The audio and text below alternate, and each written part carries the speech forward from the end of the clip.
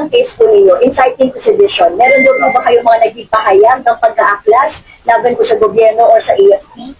Ayun na nga yung inciting sedition is parang nanghihikayat ng sedisyon na pabagsakin ng gobyerno. Hindi ho namin ginagawa yon sa gobyerno. Kami lamang ay nagpapahayag ng damdamin, matinding puot, galit ng mga tao. Tulad ninyo, tulad natin lahat, tulad ng mga pulis, tulad ng mga sundalo, na nararamdaman natin yung yung paglapastangan ng mga taong pinagkatiwalaan natin, mga taong binoto natin, na pagsilbihan tayo, pero sa halip, tayo ay winalangya.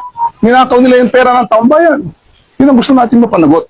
Pero Mabigyan ng justisya. is it true, sir, na nakikayat kayo sa militar na mag-aklas po sa pamahalaan? Hindi, wala tayong mag-aaklas. Hindi po pwede yun. Yun, masasabi natin mag-aaklas, babagsakin ng gobyerno, talagang sinisius yun. Pero hindi nang ginagawa, hindi ko ginawa yun. Hindi ko ginagawa ng United People's Initiative yun.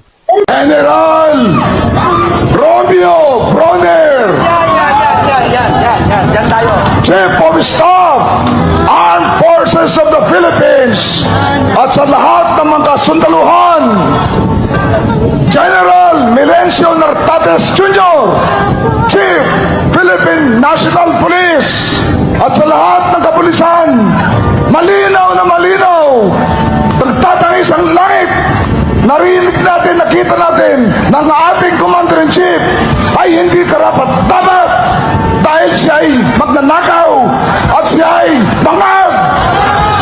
Kaya ang taong bayan, pakinggan ninyo ang kanyang sinisigaw, pakinggan ninyo ang mga taong bayan, ang sinasabi ng taong bayan, kayo ay kampihan ang taong bayan para sa laban na ito. Mag-resign, umalis na ang ating presidente, mag-withdraw ang support ang Armed Forces of the Philippines at National Police sa ating isang Commander-in-Chief na bangag at magnanakaw.